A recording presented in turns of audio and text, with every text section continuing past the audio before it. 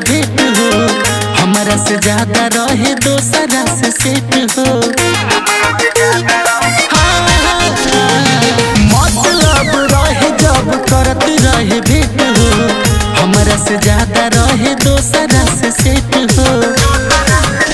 पगल जीव के जवाल कर गई, जिंदगी भर के सवाल कर गई। हमार बुरा बहाल कैलस मुहाल, साला माल कंगाल कर गई। भइल बुरा बहाल कैलस मुहाल, साला माल कंगाल कर गई।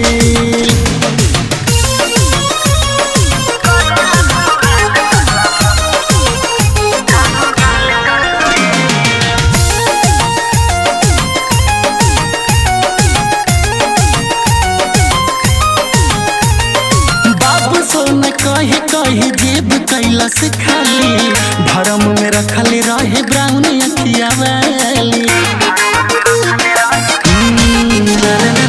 बाबू सोना कहे कहे जेब कैलस खाली, भरम में रखले रहे ब्राउन अखिया वाली। दीपक बेहाल कर गई, कांड बिक बेमिसाल कर गई। हमार बुरा कंगाल कर गई।